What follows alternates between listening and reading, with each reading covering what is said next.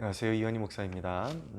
지난 주일에 어떤 한 형제가 저희 교회에 방문해서 함께 예배를 드리고 예배 후에 방문한 경위를 좀 듣게 되었는데 여동생이 박성업의 메시지에 빠져가지고 이제 신앙의 정상궤도를 벗어난 지가 꽤 오래되었다라는 것입니다. 이 여동생의 상태를 제가 들은 대로 너무 직접적으로 묘사하면 이 형제의 또 입장도 있고 하니까 또 결례가 될 것 같아서 제가 조금 뭉뚱거려서 이제 여러분들과 나눌 텐데, 어떤 상대를 향한, 다른 사람들을 향한 심한 그런 분노와 정죄감에 사로잡혀 있고, 어떤 박성업의 메시지에 동의하지 않거나 자기가 세운 기준에 어떤 세우고 있는 신앙의 기준에 부합하지 않을 때에 무조건 마귀라고 하고 또 지옥에 간다고 그렇게 정죄를 하고 혈기를 부리고, 심지어는 영적인 상태가 매우 심각해서 하나님의 영의 역사가 아닌 정말 이상한 그런 현상까지도 보이고 있다라는 것입니다. 근데 뭐 설득으로도 될 수 없고 동생을 어떻게 구출해낼까 그런 고민 가운데 빠져 있다가 답답한 마음에 저의 조언을 듣고 싶어서 교회에 찾아왔다라고 그렇게 이야기를 했습니다. 근데 저는 이런 분들을 만날 때마다 답답한 것이 어떤 그들의 마음을 시원케 해줄 수 있는 그런 정답을, 제가 그 문제를 해결해 줄 수 있는 그런 실마리를 어떻게 가지고 있는 것도 아니고 참 너무 안타깝고 답답하기만 한 그런 이제 생각을 갖게 됩니다. 근데 이 영상을 통해서 그래도 제가 할 수 있는 한 그렇게 박성업 같은 불의에 빠진 가족들을 어떻게 구출해낼 것인가, 그 부분에 대해서 좀 오늘 영상을 통해서 나누고 싶습니다. 사람들이 이제 저와 같은 사역자들, 특별히 저에게 반문을 하는 것은 이런 것입니다. 왜 WCC를 반대하고 공산주의를 반대하고 오직 예수를 그렇게 증거하는 그런 형제인데 도대체 뭐가 잘못된 것이냐. 종교다원주의와 싸우고, 그리고 공산주의와 싸우고, 악한 이념과 싸우고, 오직 예수 믿자고 하는 그 메시지인데, 그가 주장하는 것이 그런 것들인데 뭐가 잘못된 것이냐. 요즘 같은 시대에 우리가 다 한편이 되어서 싸우기만 해도 부족한 판인데 왜 당신은 그렇게 태클을 걸듯이 그게 전부가 아니다, 다시 생각해야 된다라고 그렇게 말하느냐. 그래서 저희의 그런 어떤 그 메시지의 그 핵심을 읽지 못하는 사람들이 그 신앙의 본질적인 면을 이해하지 못하고 이제 저를 그렇게 이해하지 못하고 공격해오는 경우들이 참 많습니다. 근데 제가 말씀드리고 싶은 것은 그거예요. 자, 그런 어떤 명제 자체가 옳다고 해서 그들이 풀어나가는 방식이나 그들이 가지고 있는 진리관 자체가 올바른 것은 아니다. 올바르지 않을 뿐만 아니라 오히려 사탄적으로 변질될 수 있다는 것을 여러분들에게 말씀드리고 싶은 것입니다. 여러분, 요한계시록, 그런 박성업 같은 부류들이 가지고 나오는 것도 요한계시록인데, 그들의 잘못된 메시지를 풀 수 있는 실마리도 역시 요한계시록에 있습니다. 요한계시록을 올바르게 읽고 묵상하게 되면 그런 거짓된 메시지들에 있는 그런 거짓됨을 간파하는 것은 어렵지 않습니다. 무엇이냐면, 요한계시록의 핵심 메시지는 무엇이냐면, 사탄도 하나님을 표방하고 하나님의 이름을 들먹이고 또 하나님이 행하시는 일들을 거의 흡사하게 흉내를 낸다는 것입니다. 사탄도 삼위일체를 흉내내고, 그리고 하나님의 능력과 권세, 그리고 이 모든 것들, 이적과 메시지, 이 모든 것들을 흉내내는 것입니다. 박성업 같은 부류라고 말씀드린 것은, 박성업은 어떤 이 시대의 그런 어떤 사이비의 그런 하나의 상징적인 인물에 불과한 것이고, 그의 메시지를 추종하는 그와 같은 정신을 가진 사역자들이 유튜브 상에 난무하고 있기 때문에 말하는 것입니다. 박성업 같은 부류들은 예수를 말하지만, 오직 예수를 말하지만 복음이 아닌 것입니다. 그들이 말하는 복음은 성경에 나타나는, 그리고 우리 종교개혁자들이 지켜왔던 그리스도의 완전한 속죄가 아니라 예수 그리스도께서 우리를 위해서 단번에 십자가의 죽으심으로 말미암아 그를 믿음으로 온전한 참된 회개에 이른 하나님의 자녀들은 그분의 완전한 속죄로 말미암아 영구히 구원받고 보존을 받는다라는 이 메시지가 아니라 이 박성업 같은 부류들은 조건적인 구원을 내세우고 있는 것이죠. WCC에 대한 어떤 태도에 따라서 구원이 취소될 수도 있고 그것이 구원받는 조건이 되고, WCC에 대한 태도가 구원의 조건이 되고 지옥에 갈 수도 있게 되는 것이죠. 그리고 백신을 맞느냐에 따라서 맞지 않으면 천국 가고 심지어는 휴거까지 되고, 백신을 맞으면 이제 짐승의 그런 노예가 되어서 결국은 이제 지옥에 가게 된다라는 그런 이제 주장을 하는 것입니다. 그리고 베리칩 666 이런 것에 심취가 되어 가지고 어떤 물리적인 조건에 의해서 구원이 성취될 수도 있고 취소될 수도 있는 이런 복음을 전한다라는 것이죠. 근데 여러분, 우리가 예수님을 진정으로 믿었다면 종교다원주의에 결코 몸담을 수도 없고 그것을 찬성할 수도 없습니다. 사회주의도 그렇죠. 그러나 여러분, 복음은 1점이라도 어떤 오차가 있어서는 안 되는 것입니다. 복음은 성경이 말씀하는 그리스도로부터, 그리스도께서 이루신 속죄로부터 이렇게 하나하나 어떤 진리의 그런 구슬이 하나하나 이렇게 꽤 맞춰져야 되는 것이지, 역으로 반대로 접근하게 되면은 옳은 것 같지만, 진정한 구원에 이른 사람은 종교다원주의에 이를 수 없다. 이것은 참된 명제이지만 어떤 WCC라는 그 기관에 반대하는 것이 구원이다, 그것이 구원이다, 이렇게 접근하게 되면은 맞는 것 같지만 완전히 다른 방향으로 갈 수 있게 된다라는 것입니다. 이 원수의 마귀들의 이런 어떤 괴계, 이런 계략들을 잘 간파하는 눈이 이 시대를 살아가는 성도들에게 필요하다라는 말씀을 드리고 싶은 것입니다.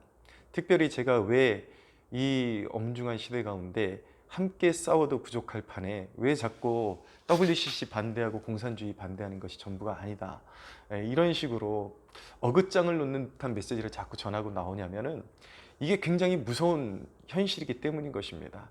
몇 가지 명제들, WCC, 공산주의, 차별금지법, 물론 오늘도 저는 묵상글에, 제 페이스북 묵상글에 차별금지법을 이렇게 기도함으로 교회가 단합하고 반대해야 된다는 메시지를 분명하게 전했지만, 그 한편으로 저는 그것이 전부가 아니다라고 계속해서 전하는 이유, 그것을 이 시대에 더 강조하는 이유는 무엇이냐면, 이 몇 가지 사회적인 이슈를 방패막이로 서서 자기 신앙도 온전히 서 있지 못한 사람들이 자기가 의롭다고 생각하고 마치 회개를 주장하지만 자기를 빼놓고 한국교회가 다 회개할 대상이에요.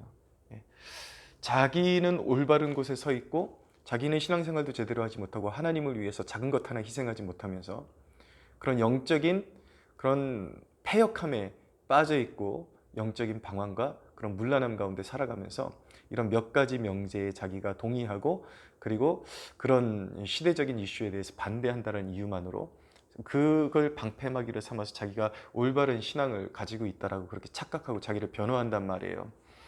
거짓된 것이죠. 그것이야말로 미혹인 것입니다. 여러분, 이 박성업 부류가 전하는 이런 복음은요, 성경이 말씀하는, 갈라디아서가 말씀하는 다른 복음인 것입니다. 그리스도의 은혜로 너희를 부르신 이를 이같이 속히 떠나 다른 복음을 따르는 것을 내가 이상하게 여기노라. 다른 복음은 없나니 다만 어떤 사람들이 너희를 교란하여 그리스도의 복음을 변하게 하려 함이라. 그러나 우리나 혹은 하늘로부터 온 천사라도 우리가 너희에게 전한 복음 외에 다른 복음을 전하면 저주를 받을지어다. 우리가 미리 말하였거니와 내가 지금 다시 말하노니 누구든지, 만일 누구든지 너희가 받은 것 외에 다른 복음을 전하면 저주를 받을지어다 라고 말씀하고 있습니다. 이런 그리스도께서 이루신 완전한 속죄의 기반을 둔 복음이 아니라 어떤 조건부, 어떤 사회적인 이슈에 따라서 변할 수 있는 그것이 복음이라고 전하고, 그것을 들고 나와서 오직 예수를 말하지만 그 예수는 사실은 사도 바울이 전하고 성경이 말씀하는 예수가 아니라 다른 예수인 것입니다.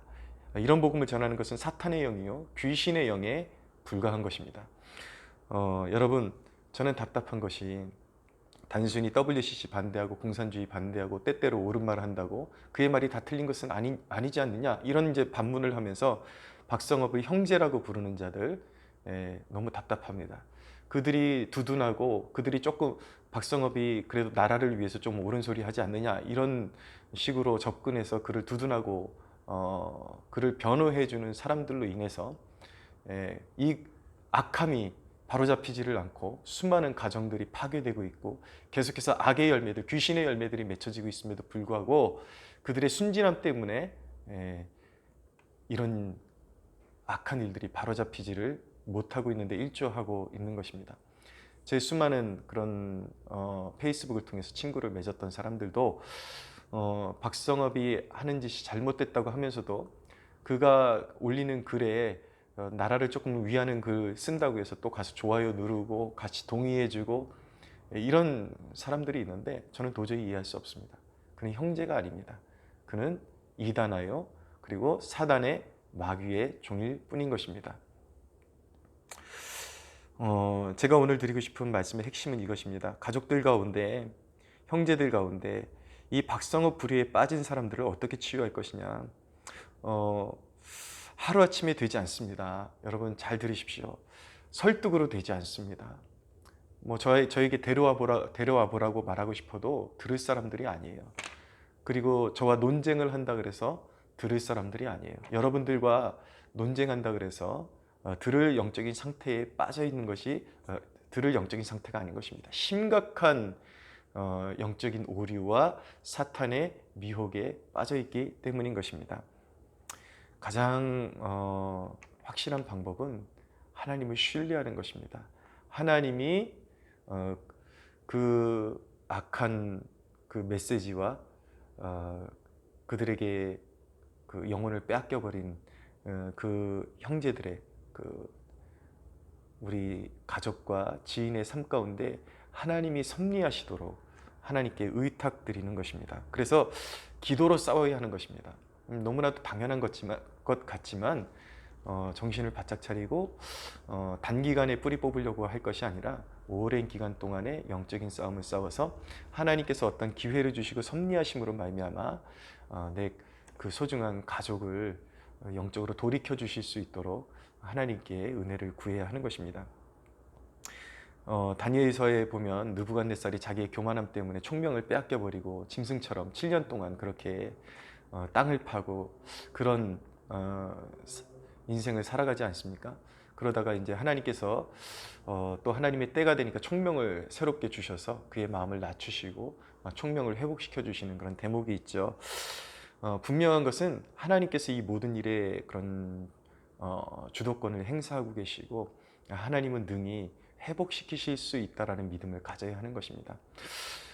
우리의 설득, 지금 직면에서 설득하는 것이 물론 가능하다면, 말이 통하는 상태에 있다면 설득을 하십시오. 설득을 하는 것이 효과가 있을 수도 있습니다. 포기하라는 것이 아니라 이미 그런 지경을 넘어선 사람들이 훨씬 부지기수로 있는데 그런 사람들은 단순히 설득으로 안 된다는 것이죠. 그래서 철저히 기도의 계획을 세우고 장기적인 계획을 세우고 정말 하루에 한 끼씩이라도 금식하면서 하나님 앞에 기도하든지 아니면 정말 바쁜 사회생활 그 와중에 그래도 시간을 정해놓고 하루에 끊임없이 30분씩이라도 그 기도 제목을 놓고 기도하는 시간을 갖든지 그렇게 전략적인 기도 생활이 필요하다는 것입니다. 그러면 어떤 기회를 통해서 하나님께서 그 영혼이 어떤 때때로 그런 간증들을 사람들에게 들을 때가 있거든요. 그냥 일상생활에서 어떤 스쳐 지나가는 생각 속에서 그런 하나님이 주시는 어떤 총기, 어떤 인사이트 이런 것을 통해서 또 올바른 길로 찾아오는 사람들이 있습니다. 또 어떤 올바른 설교 메시지나 어떤 하나님의 섭리 가운데 이렇게 부딪히게 되는 그 환경 속에서 어떤 불현듯 스치는 그런 통찰과 그런 하나님께서 주시는 총명으로 인해서 다시 이제 총명이 돌아와서 이제 정상적인 삶을 회복하게 되는 그런 경우들이 있습니다. 그러니까 하나님께서 누구를 만나게 해주시든지 어떤 설교자의 설교를 듣게 해주시든지 어떤 그런 주변 환경을 움직여서 섭리 중에 우리 사랑하는 이 가족이 올바른 길로 돌아올 수 있는 기회가 주어지게 해달라고 그렇게 끊임없이 기도해야 되는 것입니다. 근데 가장 이 영적인 싸움에서 가장 중요한 것은 무엇이냐면 사탄의 전략을 이해해야 되는데, 사탄은 그 잘못된 길에 빠져든 나의 형제 자매를 통해서 우리 가정을 무너뜨린다라는 것입니다.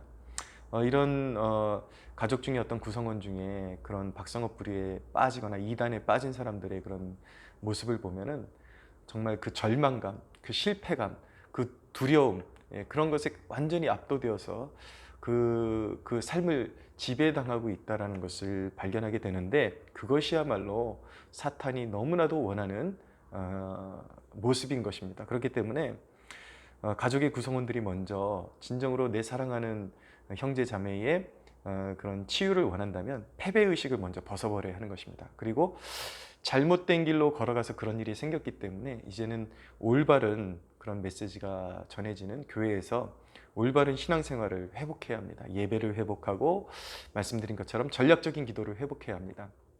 자기 나름대로 삶 가운데 어떤 작전 기도를 드릴 수도 있고, 아니면 교회에서 지금 이제 행해지는 수요 기도회 그리고 금요 기도회 이런 것들에 적극적으로 사용해서 그 기간 동안에 정말 이렇게 사랑하는 가족을 위해서 정말 이렇게 집중적인 기도를 드리는 그러한 이제 헌신이 필요한 것입니다.